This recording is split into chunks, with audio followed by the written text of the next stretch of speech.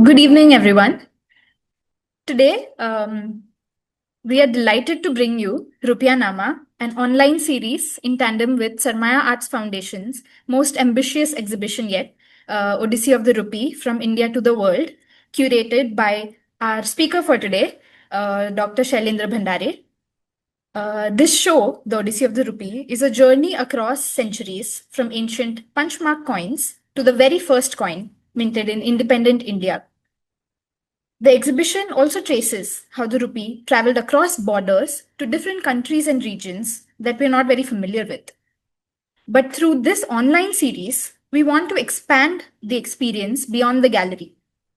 Through conversations with leading scholars and practitioners, we'll dive deeper into the many worlds the rupee has traveled through. A little bit about Sarmaya before we continue. Sarmaya Arts Foundation is a not-for-profit organization with a curated repository for art, artifacts, and living traditions from the Indian subcontinent. It was founded in 2015 by Paul Abraham, a Mumbai-based banker, history enthusiast, and arts patron. Sarmaya Arts Foundation uses its collection as a starting point to create online and on-ground programming that sparks curiosity, invites dialogue, and fosters a deep engagement with India's heritage. Our huge collection of rare historical artifacts and Indian art is housed at our archive on DN Road in Fort, and it is made accessible to diverse communities through talks like this, exhibitions, workshops, and other programs. Before we continue to our speaker for today, some housekeeping notes is that the video and audio for participants will remain disabled during the talk, but chat will be open for you to send your questions, which we will get to at the end part of the talk.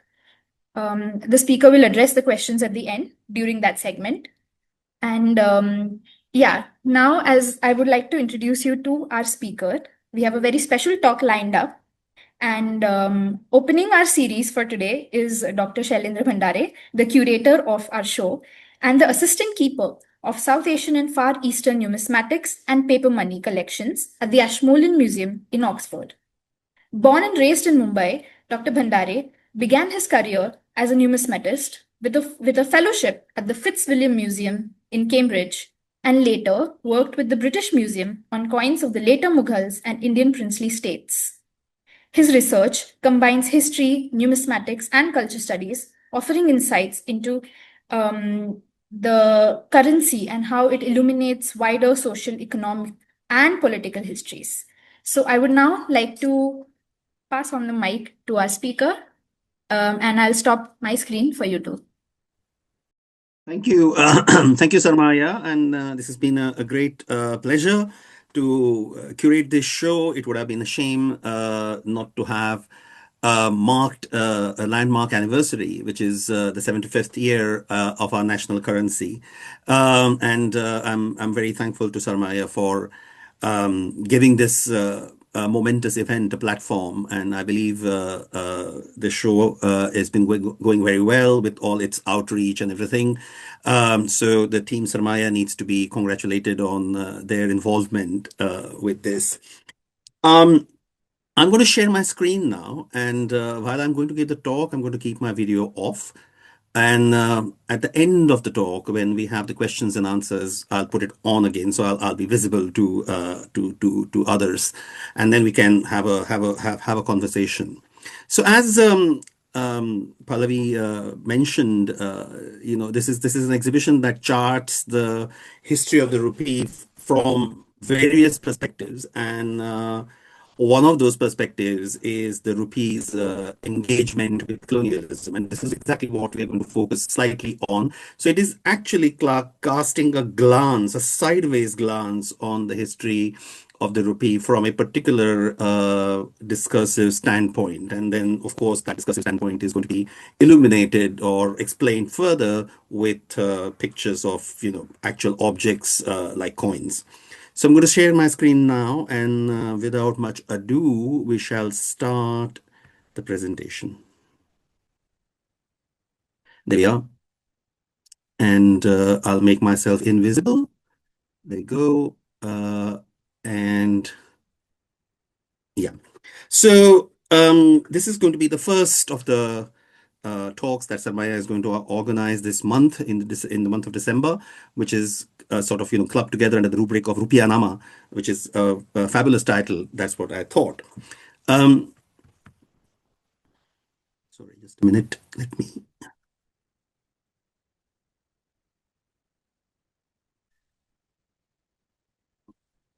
Okay, sorry. It was a slow response. I'll start again. There we are. Okay, so sorry, there is something strange happening here. Excuse me. What have I done?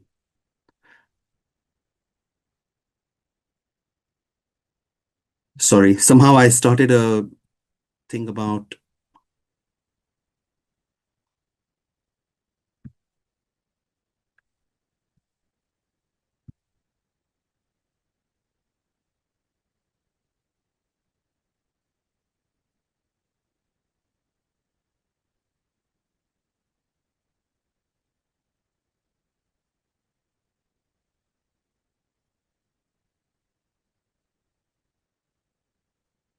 Sorry, this is something something strange is happening here. Okay, that's fine. Okay, excellent. Okay, so this was going to be the first side. As the exhibition explains, the rupee was a an invention of the 16th century, and we know from an excerpt in the treatise by Abul Fazl Alami, which is called Aine Akbari, that he attributes the inventions, the so-called invention of the rupee, to Sher Khan, aka Sher Shah Suri, who was the Sultan of the Suri dynasty. And earliest coins struck to this particular denomination are known from 1538. And what makes a rupee is the monetary invention of Sher Shah, where he equated one tola of silver, about 11 and a half grams of silver, to a denomination system that sort of corresponded to 40 copper coins of 20 grams each. And this monetary reform, as it were, sort of was the birth of the rupee. But as Abul Fazl explains, it was perfected during this reign, and this reign means the reign of Akbar, really, and received a new stamp on one side, Allahu Akbar, Jalla Jalaluhu, and on the other side, the mint. So this is exactly what sort of preamble to the existence of rupee in 16th century was. But it was not, I mean, the subcontinent is not exactly standing in an isolation from, many centuries before the 16th century. And there was a lot of connection between the subcontinent and its neighboring parts of the world. And as you can imagine, in the pre-modern days, these connections were essentially using the sea as a kind of a joining space. Sea was not actually separating continents, it was also bringing the continents together because people actually moved on the sea. And this particular way of connection was possible in the case of Indian subcontinent because Indian subcontinent is blessed with a natural phenomenon, and that is the advent of the monsoons. And so you have in during sort of April to September, roughly, the monsoon winds sort of blow towards India, and in the later part of the year, in the winter particularly, they move away from India, and that actually was quite a cool thing because you could get your ships sail towards India during the summer and then retreat during the winter. And these connections were basically centuries old.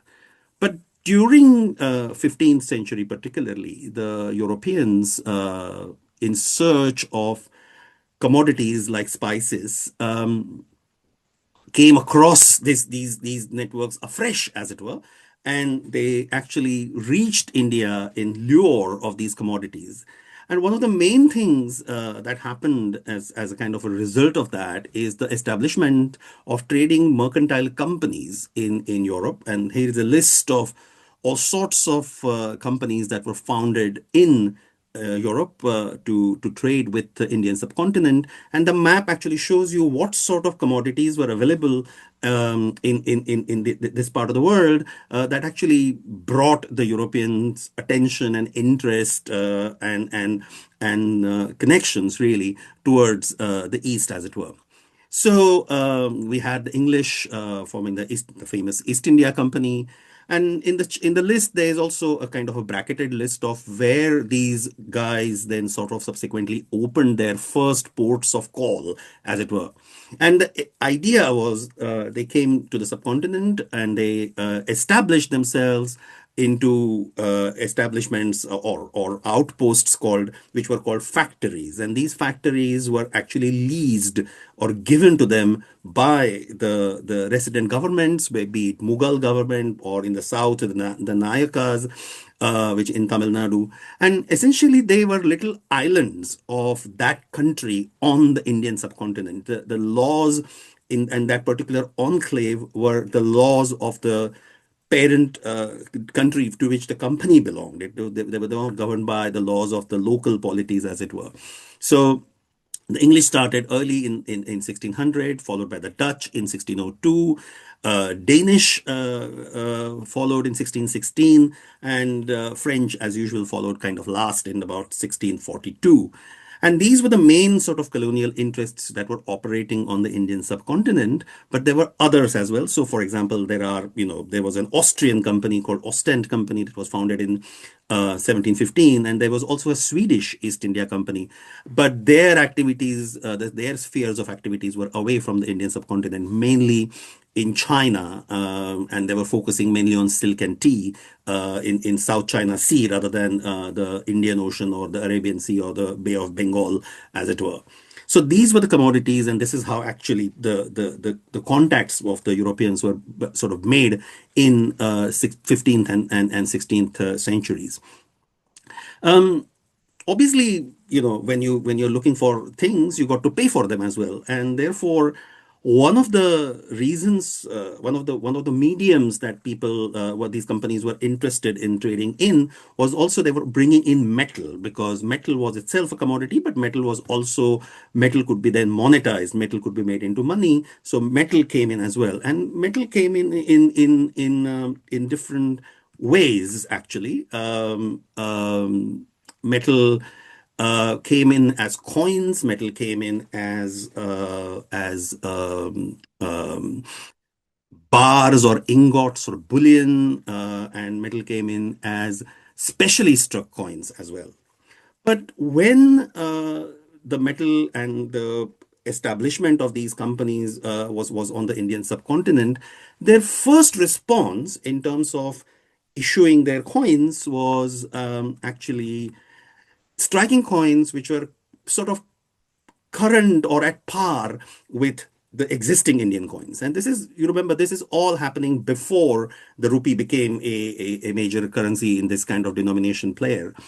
So the gold coin that you see here is one of the earliest Portuguese coins that was struck in Goa, but the weight of that coin is very much closer to the circulatory coins in Goa at that time, which were 4.5 grams coins, which were struck by the Kadambas in the previous centuries. Similarly, the coin on the right here, which has a standing figure on it, is a silver fanam, and this was issued by the East India Company in Madras. And again, this is the reverse shows this kind of CNC monogram, which stands for Charles II and his wife Catherine.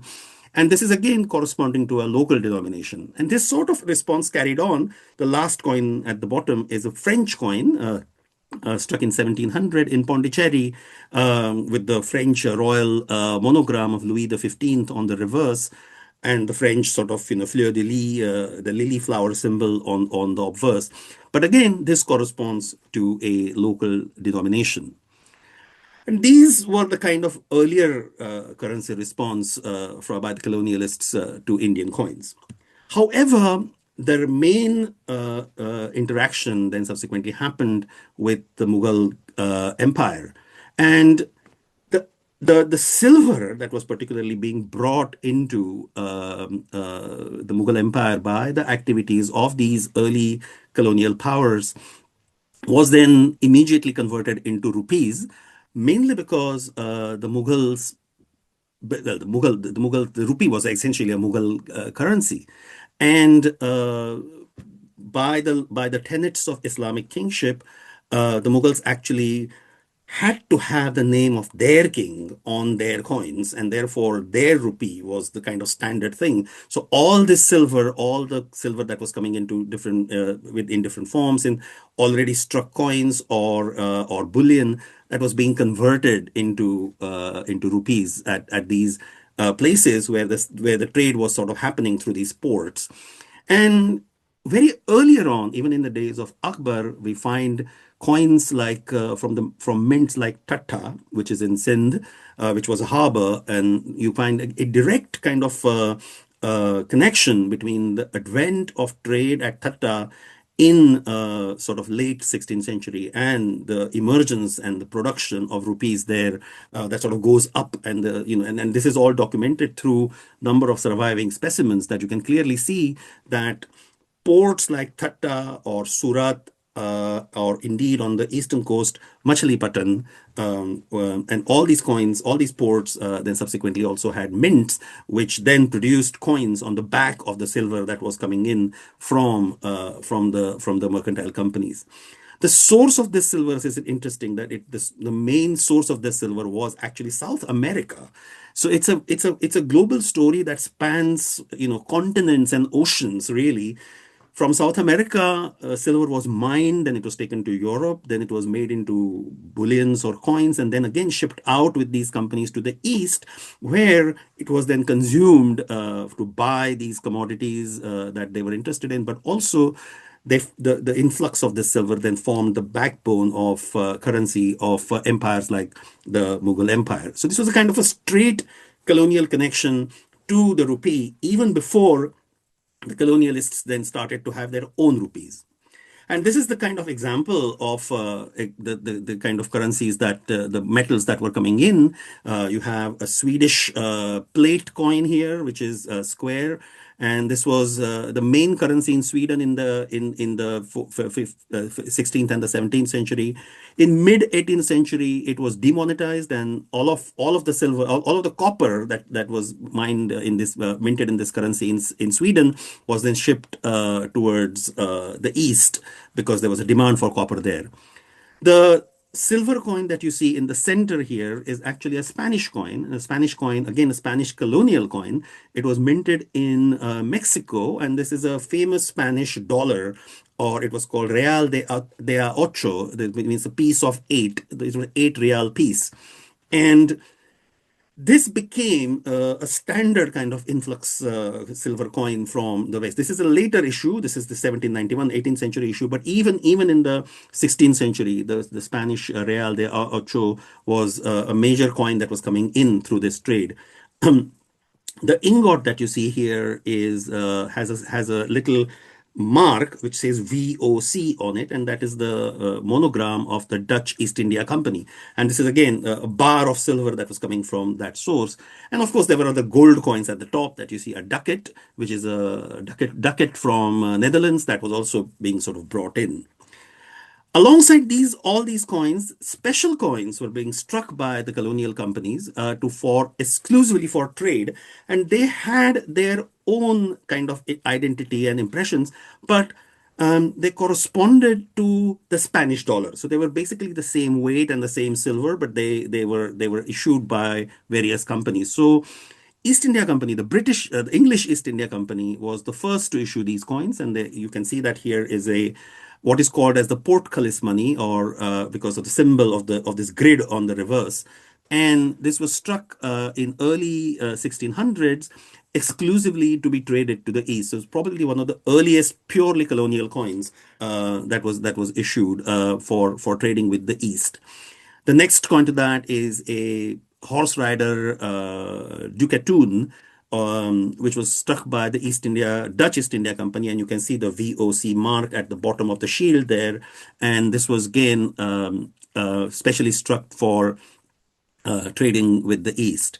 The last coin is actually has a DOC mark on it underneath a crown and the royal emblem of King Christian III of Denmark. So this is a Danish trade coin that was struck specially again for the company Dansk Ostasies Compagnie, which was called a Danish East India Company, and these coins were then sort of then moved to the east, and then subsequently those were then exchanged in the mints to be made into rupees. Having said that, very earlier on, since the rupee had sort of gained currency and gained acceptance, particularly thanks to the Mughals and their very rigid minting system, it had become a very popular denomination and trustworthy coin to conduct trade. So right from the word go, then within those enclaves that these Western colonial powers had created, the idea was actually to strike rupees. And they took to striking rupees, the silver coins of the same standard and the same weight as the Mughal rupee, and not the coins that were actually current in their own country. So the Portuguese did not strike cruzados, or the British did not strike shillings and pounds. But when they came to India into their enclaves, they resorted to striking rupees, and that was mainly because rupee was a very very popular and strong denomination for conducting trade. So the earliest rupees in 17th century issued by the Western colonial powers were struck in Goa, and they were not called rupees, they were called sharafims. And that is a kind of a corruption of the word ashrafi, which is actually a denomination for a gold coin. However, the Portuguese sort of then thought it was adaptable to a silver coin as well. So these two coins at the top, one is 1642 and one is 1650, very clear dates on them, and with the emblem of the Portuguese India in colony with the letters GA standing for Goa above. And the first coin is 1642, and it has the emblem of Saint John the Evangelist on the back. That is because John was at the name of the Portuguese king at that time. So it was John the Fifth who was the king at that time, and it's SI Saint John is the emblem. And again, soon afterwards, the British achieved sort of the transfer of Bombay from the Portuguese to the King of England, Charles II. As we all probably know, in Bombay, it was the result of the dowry that was paid for the marriage between the Portuguese princess and the British king. And they also started a mint in Bombay, and in 1672 they issued their first rupees in Bombay, and they were called Anglinas. So again, they were not called rupees, but they had these kind of glorified names called Anglina, and but they were struck to the local standard. They were struck to the rupee weight, which was 1 tola, and again it was rupee in all but name. It was a rupee coin. And as they developed, as they went ahead striking these coins, the Portuguese had a different game at play. The Portuguese presence in India was not tied to a trading company. So they considered the possessions, the colonies in India as an extension of Portugal itself.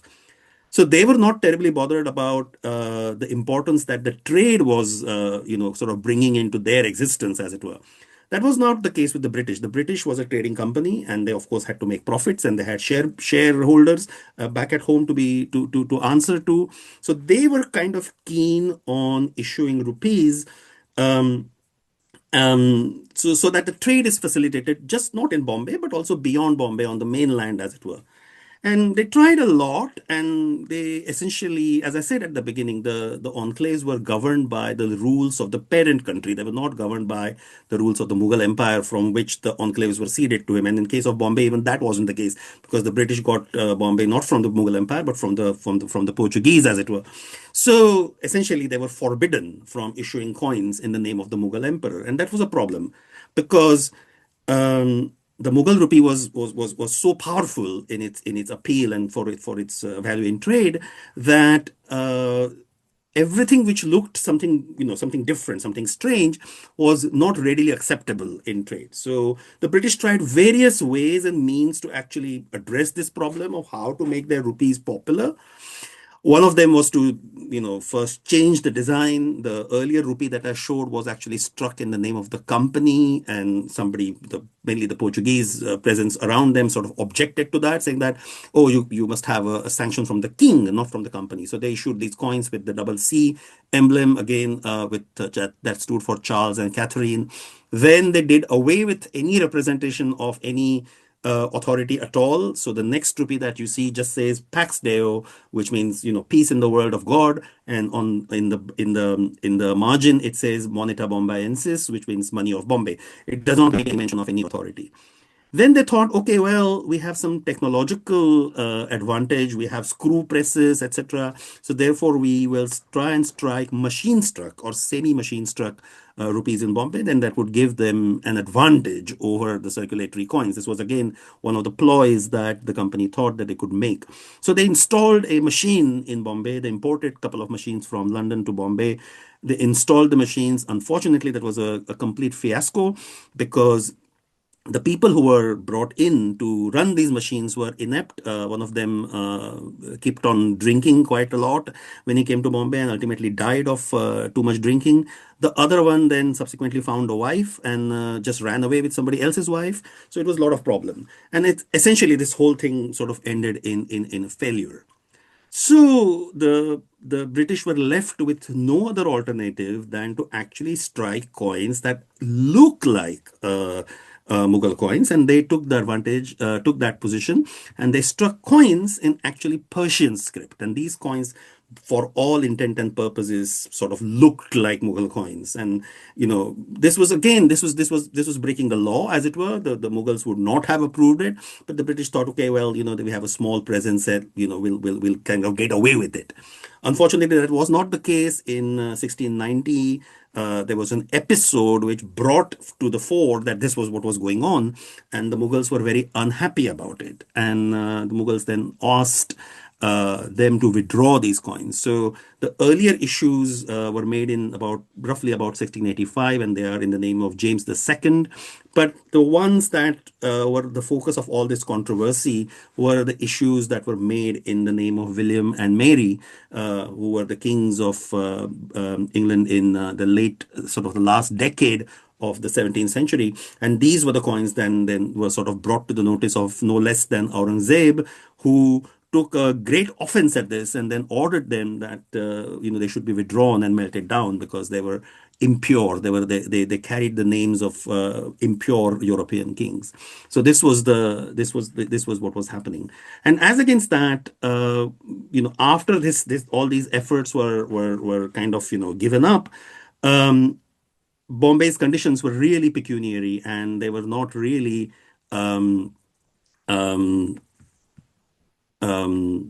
able to sort of withstand this trade, as it were. But in the 18th century, as the Mughal Empire started crumbling, they had the opportunity to actually strike coins in the name of the Mughal Emperor because of the pecuniary conditions of the Mughal Empire itself. The right to strike coins in the name of the emperor was kind of outsourced to different authorities, and then they outsourced it to these companies, and they actually started striking coins in the name of the British.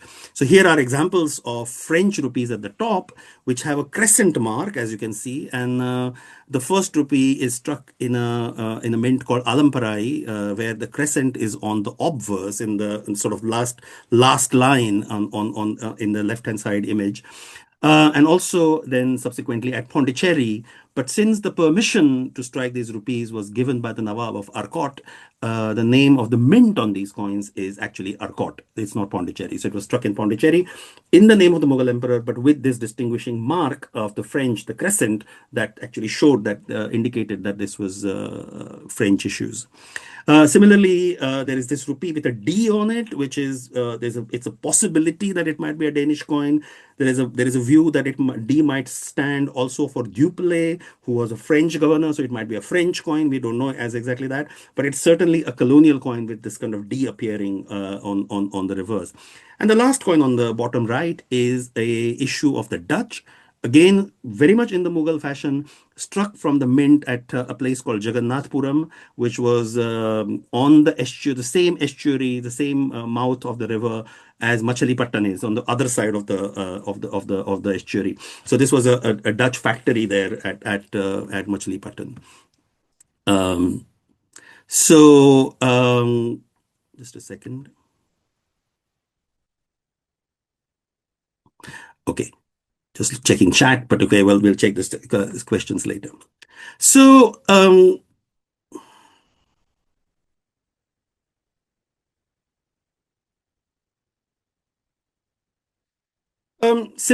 similar fate sort of awaited the British as well, and then subsequently, the British also ultimately got the permission to strike coins in the name of the Mughal emperor. So the first coin here is an Aurangzeb, issued in the name of Aurangzeb from the mint at Chinapattan, which is of course Madras or Chennai, as we call it now. The second coin on the top is a rupee, a British rupee, which is called the Arcot rupee, with this kind of symbol of a trident or a flower bud-like thing. And in 1717, they also got permission to strike coins in the name of the British Emperor, of the Mughal Emperor from Mumbai. And this is a coin struck in the name of Farrukhsir, the lower left one, and it's minted at Mumbai. With the name Mumbai written on it. And similarly, later on in 1750s, the last coin here is issued from Calcutta in the name of the Mughal emperor. And again, the permission was sought from the Nawab of Bengal at that time. So in 18th century, a lot of these colonial powers then resorted or got the permission to strike rupees that were looking like Mughal rupees, and therefore then subsequently that sort of helped their trade and establishment and subsequent rise in the political processes as well. The Portuguese are a slightly different category than this, and as I said, that they treated their expositions in India as a extension of of their sort of mother country. So Portuguese coins are heavily focused. They never issued coins that look like Mughals, but they issued coins which were heavily focused on the Portuguese royalty as well as the Christian religion. So the earlier coins, as you can see, there are these kind of crosses on them. This one in 1684 has the cross of the Order of Saint Christ on it. And similarly, the lower coins are actually having a coat of arms, the royal emblem of Queen Maria on the rupee of 1841 struck at Diu, and of course the sort of combined portrait of Donna Maria and Dom Pedro from a rupee of Goa. So there is the early rupee of Goa with the cross.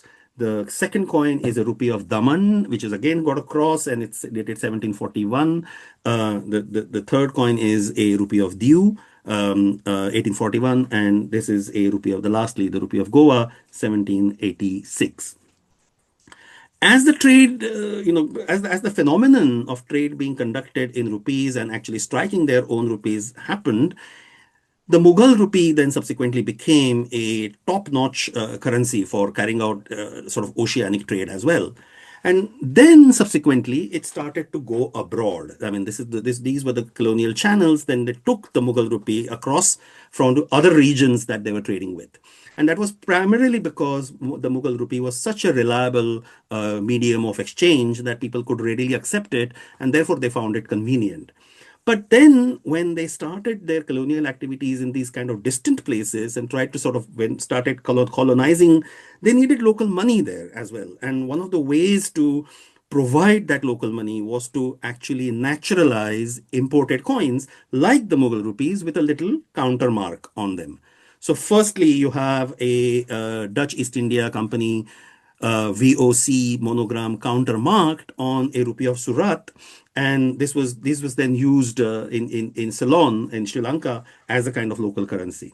Similarly, the second coin here is an example of a Surat rupee of Aurangzeb that went all the way to Java, and this was the Dutch East Indies at that time, and then it was kind of countermarked with this stamp which shows horse rider. And again, this horse rider, if you remember the earlier slide of the Dutch trade coins, there was a horse rider on it. So it's kind of, carrying on that same motive in a much more stylized form, and then sort of applied onto the Mughal rupee. So the Mughal rupees that were sort of being taken in trade to these parts of the world were then countermarked and put to use as local currencies into these countries.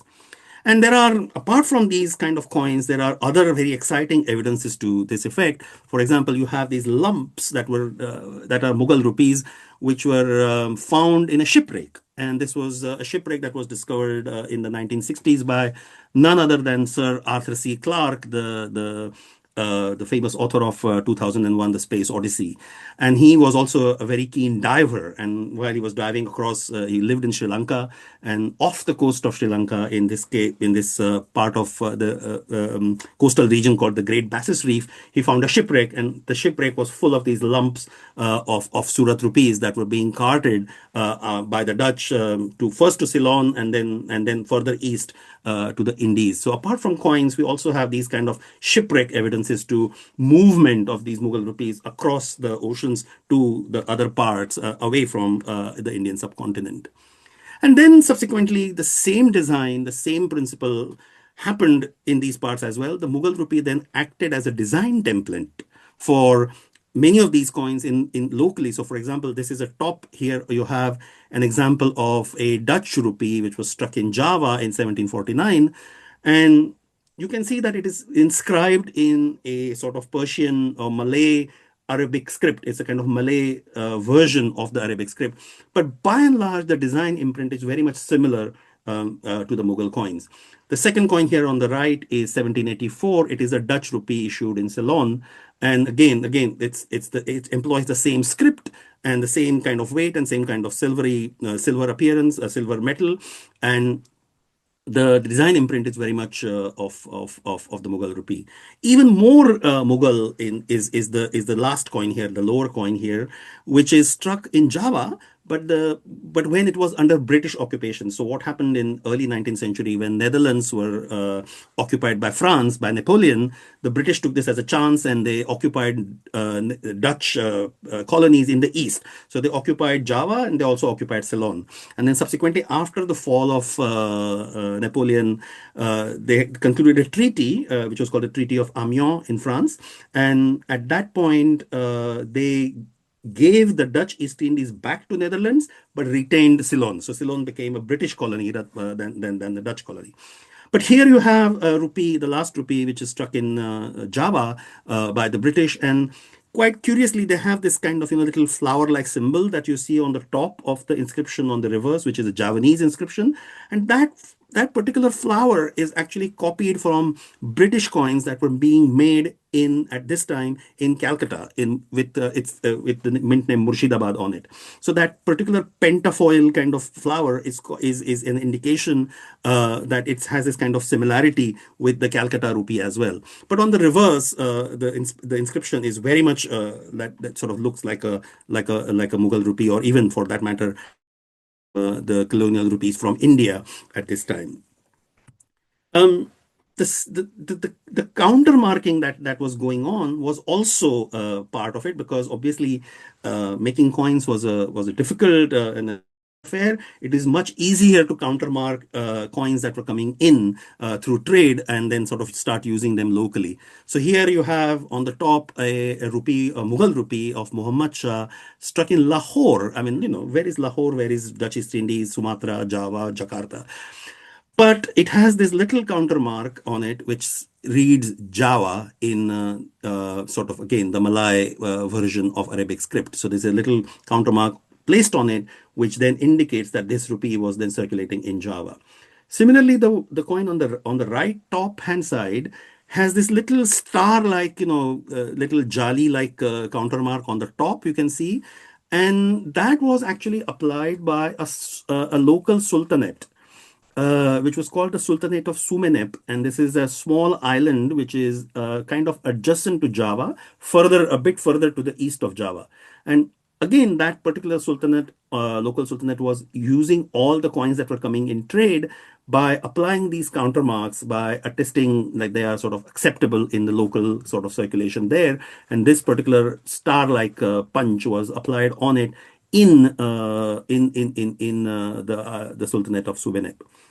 Closer to home, the last coin here is actually an Arcot rupee struck by machines in Chennai, in Madras, and in the Madras Mint.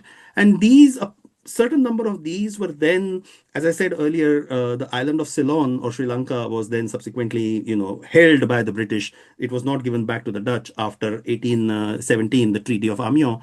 And to then use to provide currency locally on the island, these rupees from Chennai were imported by the British, and then they were countermarked by this crown-like symbol, and therefore, then put into local use. So this kind of countermarking sort of goes on even in the late 18th or even early 19th century to naturalize Indian rupees that were coming in trade or by political will through these coins.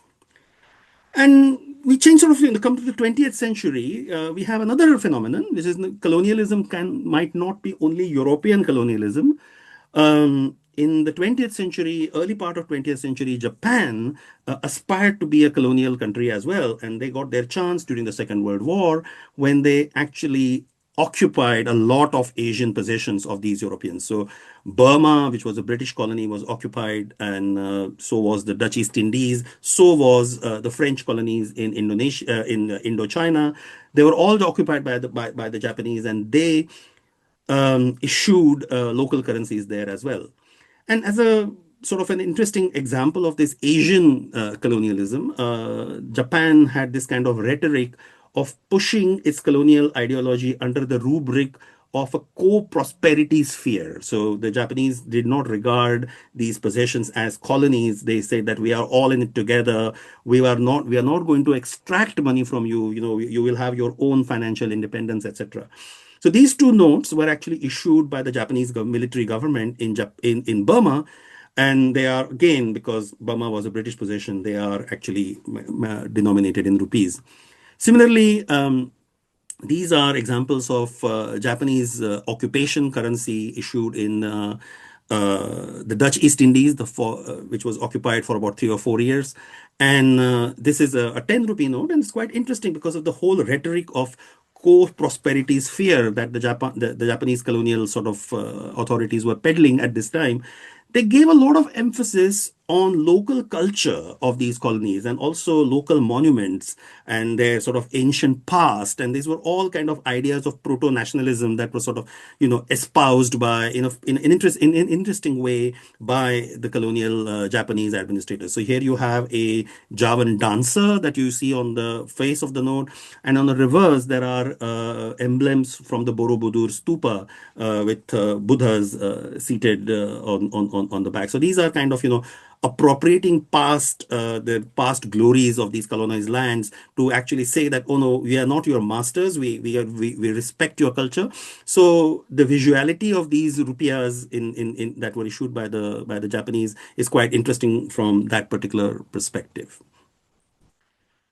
This is another example of 100 rupee note, again issued in the same, and you can see that it's clearly very steeped into the local culture and the local history of the East Indies at that time. You have this Garuda riding from Vishnu, and on the reverse you have this puppet, which is a shadow puppet, which is famous, being used in Java. So these are the kind of choice of visuality that makes these rupees quite interesting. Now we look a bit. We've sort of looked at the East quite a lot, so let's look at the West and what happens in colonies there. In Africa, the late 19th century was marked by this remarkable event called the Berlin Conference, and in there it was held at the behest of the German Chancellor Otto von Bismarck. And here, heads of various representatives of various European countries came together, and they decided to carve the continent of Africa between themselves. And this was essentially because they needed a source of raw material as well as a marketplace to sell the heavily industrialized outputs that these countries were sort of engaged in at Europe at this time. And it is like, even in the local press at that time, it was caricatured in this way that, oh, like Africa is a piece of cake or a piece of pumpkin, which can be then sort of cut and divided between these European powers. And these were the sort of African colonial heroes, so-called, quote unquote. The top person is Sir William Mackinnon, who was the founder of the Imperial British East Africa Company. Next to him is Karl Peters, who was a German colonizer, one of the founders of the German East Africa Company, Deutsche Ostafrikanische Gesellschaft. And in the lower level, you have on the left Vincenzo Felonardi, who was an Italian colonizer who colonized Somalia for the Italians. And lastly, you have Mugino de Albuquerque, who was a Portuguese colonizer in Mozambique on the eastern coast. And you can see from this map that they all ended up issuing rupees and paisas or variations thereof, because this part of the geography was, again, go back to the first slide, it had trade connections with India that predated all of these colonial activity, and rupee was already kind of established and familiar. At the same time, also the fact was that on the coast, particularly in 18th and 19th century, particularly after the trade of enslaved people began and got sort of momentum at this time, the coastal regions of Africa were kind of monetized with lots of coins that were coming in through trades of various sorts. So, the coastal regions, there were coins which were circulating, as against in the interior, there were all host of kind of currencies which are ethnographic currencies. There were salt bars, there was cowrie shells, there was cloth, there were beads, there were metal objects, all sorts of things operated. And this kind of variety of currencies was not obviously important for the colonial operators, because they wanted their colonies to make money. And of course, this was very complicated, and this whole exchange network of these objects did not actually mean anything to them. So therefore, they were interested in pushing the coins and even banknotes that were circulating on the coast inland, so they could then create enterprises, set up revenue collecting machineries, set up industries or plantations, lay railways, pay the laborers. All these kind of sort of modern commercial activities could be then undertaken only with what was called as modern money. It was, coins and banknotes, really, not this kind of whole range of objects that the local population inland particularly was using. And therefore, they were in need of an agency which was basically would be responsible or would be amenable for import of these coins, and then sort of they could be then pushed inwards or indeed issued into their own local currencies. And this was a major event happened in 1963, when the Sultan of Zanzibar, who was in sort of technically in charge of a lot of East African coast, was then persuaded by a British consul whose name was ironically Playfair. It was not playing fair at all, but his name was Playfair, and he persuaded the Sultan to actually adopt the Indian rupee, which was at this time being struck in mechanized mints in Calcutta and Bombay, and then that could be then exported. And he persuaded the Sultan to actually treat Indian rupee favorably over other currencies, such as the French francs that were also being circulated at this time in this region. So the Sultan agreed, and that then subsequently became a benchmark for a increased popularity of the Indian rupee in this region, of course, because of the trade connections as well. A lot of Indian the traders in East Africa were Gujaratis and Kutchis and from India's western coast, Konkani Muslims. So they were, of course, carrying out this trade, and then that sort of lifted the rupee off in this particular part of the world. And that was a major thing. And as a result, the British trade with Zanzibar between 1863 and 1870, only on the back of the rupee, Indian rupee being favorable there, grew three times. It tripled its worth, and therefore they got an advantage, and that was on the back of the Indian rupee. Seeing this, other political actors in East Africa also started issuing their own rupees. So you have the Imperial British East Africa Company, which was operating in what is today Kenya, from Mombasa. They had a Mombasa rupee. The Germans who established German East Africa first through the Deutsche Ostafrikanische Gesellschaft, the company, but then subsequently the company then gave it over to the German Crown, and it became German East Africa as a German colony. They also issued their own rupees. Vincenzo Felonardi, who we saw in the slide earlier, issued a rupee sort of equivalent currency in Somalia, and they also had their own rupee. And lastly, in Portugal, this was again the idea was that these kind of foreign coins that were circulating on the coast through the trade, when colonizers like Muzino de Albuquerque sort of then extended the realms inside, they actually had to sort of monetize the interiors of Portugal as well, and they used these coins from that were already circulating on the coast by actually applying a countermark just to fix their value, because it was a free for all kind of market there, and a lot of forgeries were also being circulated. So they put these kind of countermarks. So PM Portuguese Mozambique was put on that. And one of the coins that was circulating there was also an Indian rupee. There was also in 20th century paper currency, and of course Zanzibar, from where all this kind of started at the front, then issued its own Zanzibar paper money banknotes. So this is 1 rupee and 10 rupee banknotes from Zanzibar in 1920 and 1928. And you might notice immediately that the value of the rupee is also written in Gujarati on these banknotes. So 1 rupio and 10 rupiah is written in Gujarati. So obviously that is actually speaks of volume for the kind of mercantile connection, the history of the mercantile connections between India's western coast and Africa's eastern coast that was existing. Similarly, banknotes were also issued by other colonial authorities. This is a German East Africa Bank issuing 5 rupee banknote in 1905 with a very pretty picture of a lion and a lioness, kind of emblematic of Africa, and subsequently also by Vincenzo Felonardi, who first issued these sort of promissory notes, which had a embossed stamp on the left, and this is a 5 rupee note that he issued in Italian Somaliland even before the coins were issued. So this was 1893, and then subsequently after the coins were issued, other banknotes followed. So for example, here is a cash certificate for 1 banknote which was issued 1 rupee, which was issued by Bank of Italy, Banca d'Italia, from Somaliland. And this again, did not actually stop at the coastal kind of regions of Africa.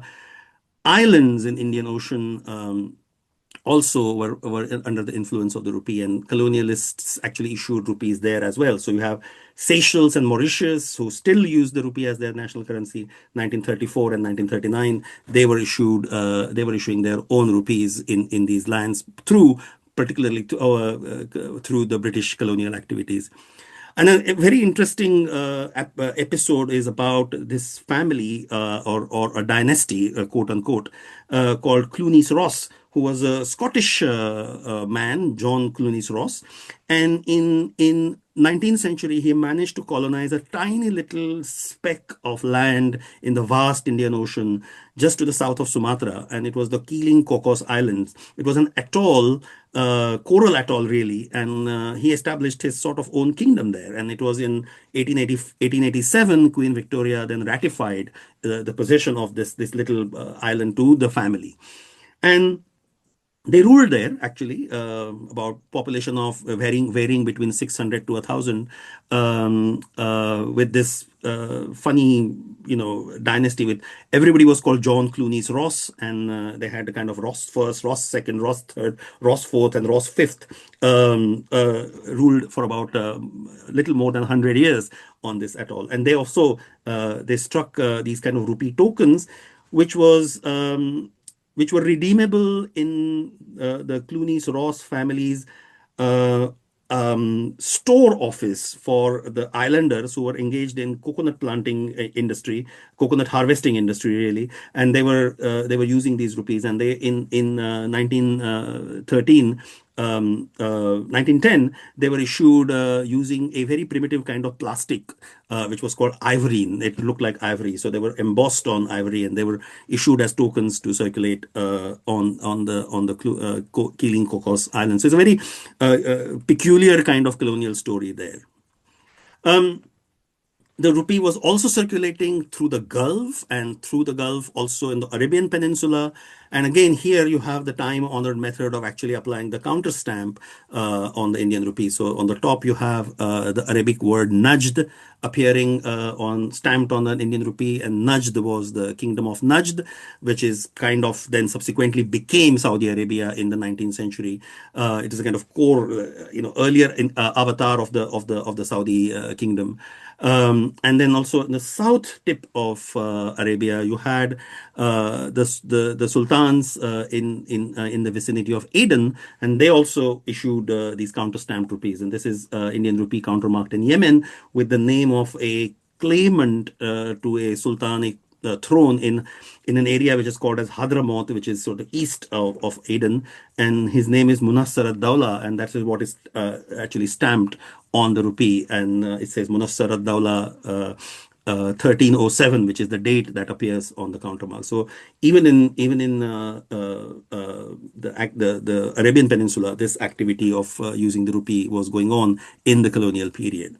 And as a legacy of that, we have this unique episode where the Reserve Bank of India in 1959, actually, so that the date is incorrect, sorry, it should be 1959, they issued this set of special notes that were actually used only in the Gulf in order to control gold smuggling that was happening from the Gulf because of the fact that the Indian rupee was actually a legal tender in the Gulf countries. So this is a kind of a unique monetary experiment that the Indian government did even in the 20th century. And again, these kind of experiments are a more or less a legacy of the colonial project, that was the colonial activities that happened through the trade, and through also because of sort of co-opting the local agencies into the enterprise. So these are more or less the state the remnants of the far vestiges of that.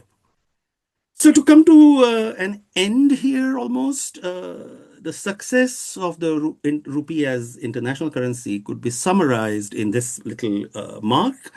And it's a combination of circumstances, movement, and agency. And that's how the rupee then subsequently became a successful international currency.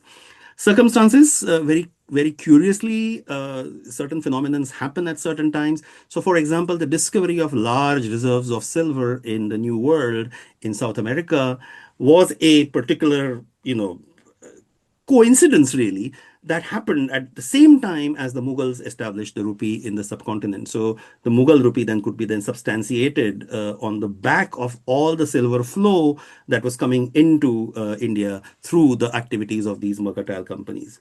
Movement, very interestingly, is movement of metals, as we saw, but also movement of people, as we saw. There was no reason for Zanzibar to have Gujarati on its banknotes had it not been for the movement of people who were moving between these two continents, the Asian side in Indian subcontinent and the East African coast. And agency is very important because today we have only looked at colonialism as an agency through this entire story. But there are other agencies also. There was a lot of co-opting of trading sort of interests. So Baniyas or Shroffs from India were involved. And similarly, the political players, such as we saw in the case of the Sultan of Zanzibar, for example. We saw similar things happened in the Gulf. Similar things happened in the Arabian Peninsula. So the agency was also quite important. But here, of course, in this talk, I've only focused on the agency of colonialism as a kind of kind of factor that took the rupee away to east and to west of the Indian subcontinent. And to conclude, As we know, as the exhibition itself shows, the rupee has a very checkered history in terms of, in very interesting history as well, not just checkered, very colorful in many ways. And it is sort of closely linked with this idea of globalization. We talk a lot about globalization in the 1990s. However, these processes go back a long way. And people were inhabiting these kind of global kind of existences even hundreds of years before the true sort of globalization in the modern sense kind of began. And particularly for geography, India has a key position in these global trade networks because of its long coastline, because of its kind of geographic position on the Indian Ocean and connecting the Indian Ocean worlds from the east to the west. And therefore, India has really a significant contribution in these networks. Um, as I said, the colonial responses to the rupee had involvement of foreign as well as indigenous components. It was not a totally foreign story, but it also co-opted a lot of local interests as well as access to grind, as it were, and therefore it's a combined story. It's not entirely a unidirectional top-down story of colonialism. It's a kind of a bottoms-up, kind of upwards kind of story as well. The spread of the rupee to the east, to the East Indies or Ceylon or further afield, is fairly well documented, and that is basically thanks to colonial archivization. Archives of the colonial powers are very meticulously kept, particularly because they were, trading companies and they had to sort of be answerable to for their profits, etc. So, for example, the Dutch factory records are extremely meticulous in terms of what they were doing, where they were going, what they were carrying, what they were leaving behind, etc., etc. So it's this kind of the bench, the bulwark of the colonial archivization that helps us to create a story of the rupee going east much in far more granular details than the rupee going to the west, because the rupee went to west, to East Africa and to Arabian Peninsula. Those trade networks were existing even in pre-colonial times, and they were then subsequently sort of taken advantage by the colonial regimes to then, achieve what they were there for, and that was essentially the extraction project, to extract the fiscal surplus from the colonies for the advantage of the so-called mother countries, so-called the imperial metropoles that were engaged in this project. So to facilitate that fiscal extraction, money was a major medium, and therefore the rupee sort of fits in with that story very well. And then, of course, after the colonial extraction project sort of takes off in late 19th and early 20th century, the story becomes far more detailed and granular and much similar to the story of the East. And lastly, where is the legacy of colonial intervention? And that basically the rupee is still a national denomination for lots of countries who have a shared colonial past. So, for example, Dutch, Sri Lanka, Mauritius, Seychelles, all these places, they have a shared colonial past, Indonesia particularly. So these countries still carry the rupee as their national denomination, and that is by in itself a testament to the popularity and the history of the rupee through colonial networks as it came to be. So I shall conclude here. Thank you very much for listening. And I'm going to put my camera on now, and we can stop sharing here. And I'll be very happy to take some questions. Thank you very much. Thank you for such an intriguing session. Before we conclude, I will read out some of the questions that we have received on the chat box, and so we can address them. So the first one is from Radhika. She said, there's a reference in the Fort St. George records of late 17th century Madras, which basically grumbles that while both their coins and those of the Dutch at Pulicat were the same weight, the Dutch coins were more acceptable in the market than the English ones. Could you throw some light on this? This is, I mean, this can happen mainly because these mentions are really snapshots. When they happen at that particular time, it speaks to a particular reality in the market at that time. it may not be the same reality all the time. So, it's possible that at that particular point, someone in the market, it's a market after all. It's like stock market.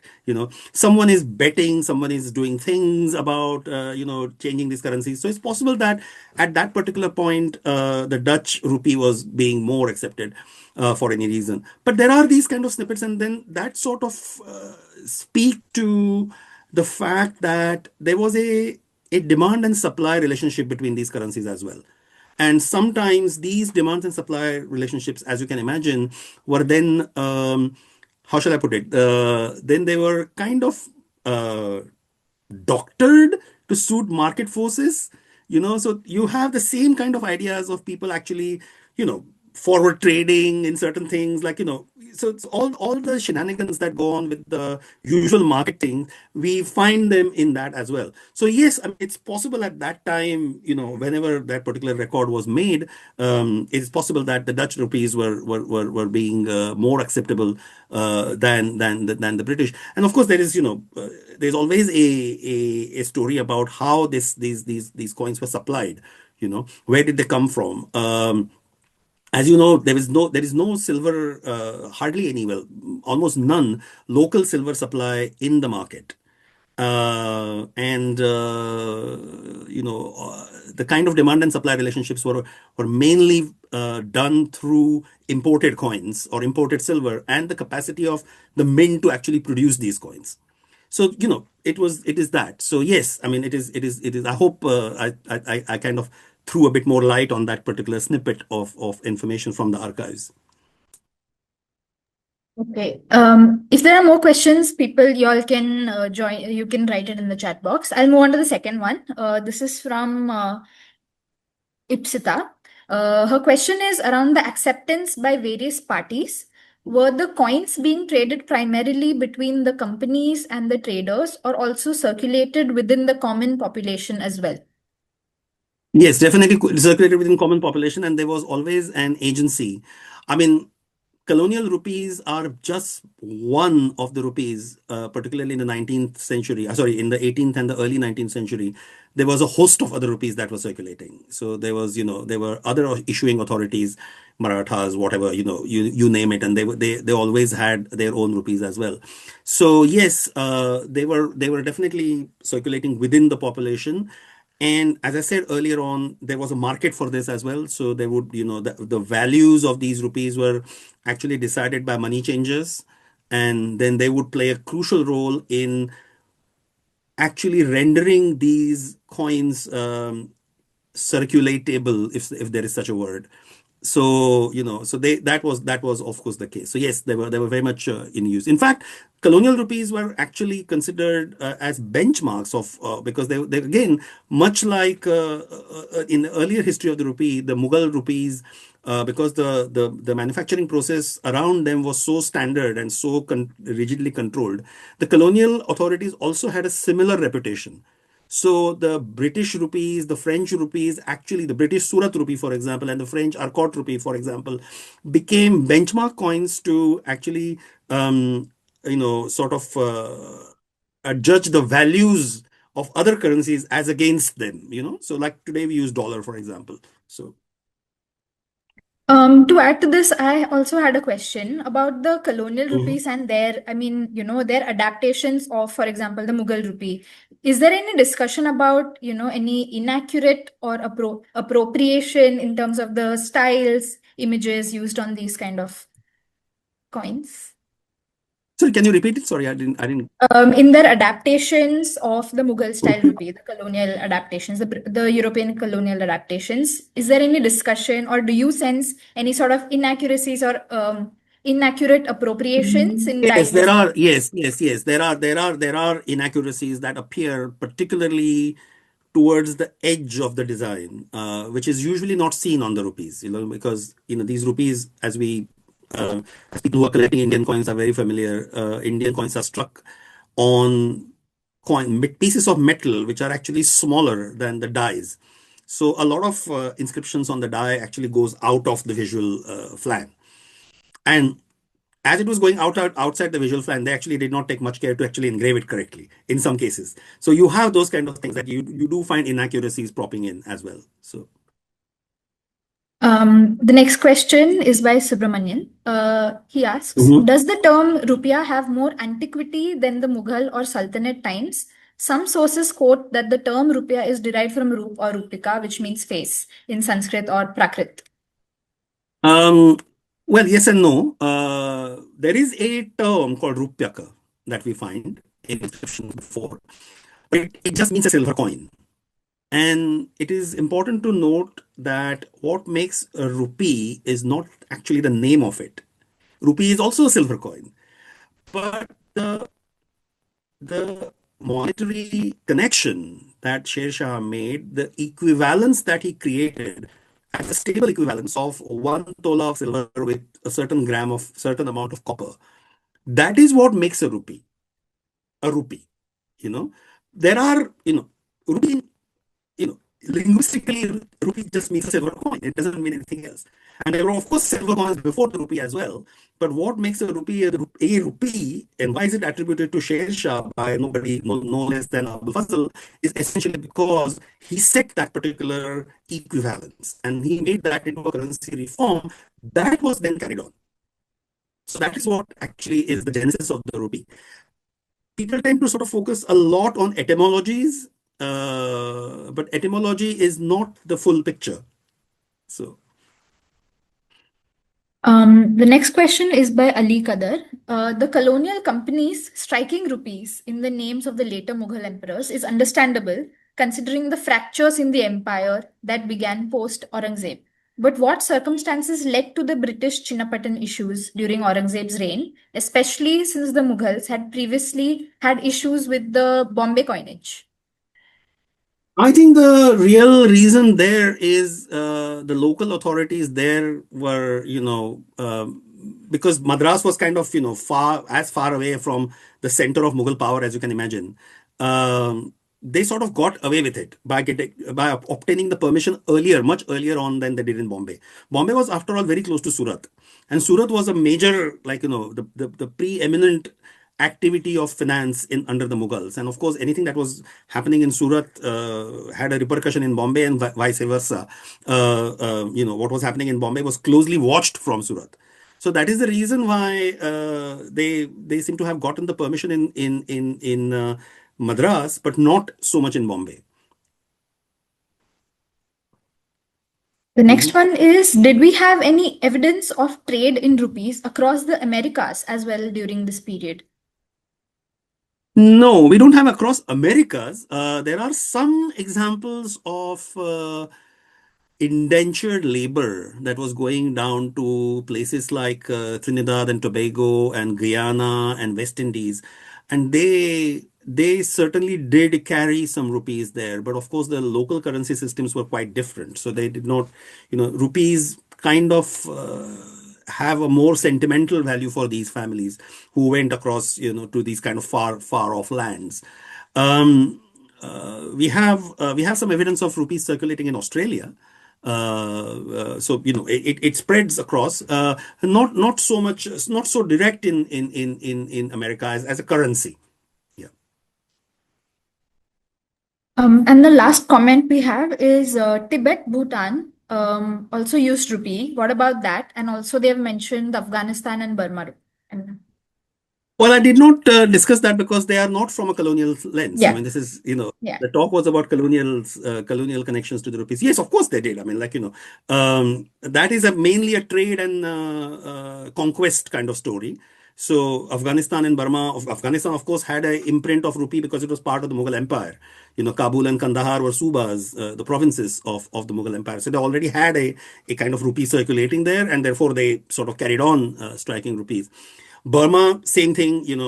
Burma had close trade connections with northeast of India, and then again under the British. So basically but that is the kind of connection in Burma during the colonial times is a story which, which is a kind of a slightly on a different trajectory. And that's a story about mechanization, how in 19th century, the king of Burma used his kind of connections with the colonial powers to actually install a mint in Mandalay. So yeah, I mean, I could have included that maybe as a snippet, but it was not, didn't sort of fall into the wider spectrum. It's a much smaller story than the rest. So Yes. So that was the last question. Thank you so much, Dr. Shalin. This was a really, okay, really always a engaging pleasure. session. Yeah, Yeah, and we really got to and dig thanks a deep lot. into the colonial responses, which was, yeah, I've got a hand up from Sita. yes. Do you want to unmute her? Shall I unmute her? I'll just do that. Yeah. Yes. Yeah, hi. Sorry. I just thought I'll just ask the question rather than, sort of type Okay. it in. Yeah, and sorry, I sort of joined in, I think, close to half an hour late, so I missed the initial bit, so I'll catch the recording.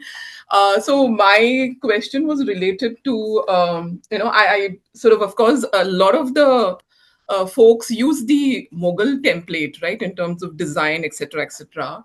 So I was Yeah. fascinated by the different design of the Portuguese. I mean, I was just sort of wondering Ah. as to, and it looked more, it was like nice to look at than just the whatever the Mughal templates. I was just wondering how come the Portuguese got away with their own designs and also the bit about depicting Christianity, etc. So how did they manage to do that, whereas the others of course fell in place and sort of used the Mughal template? There are two reasons for this. The first is ideological. I mean, the first is that, as I said, the Portuguese colonies were not really a part of a commercial project. They were not companies that were dictating these coinages. There was the Portuguese state. And the Portuguese state, of course, then brought its own ideology about, what made what their ideas about Portuguese coins were. The Portuguese state was then sort of, rooted in the idea of kingship and Christianity. So therefore, that's what it came about. Mm. And obviously, because they did not issue coins that looked like Mughal rupees, they probably suffered in trade, of course, but they had their own sort of enclave trade going on. So, they were more interested in conducting trade between themselves, really.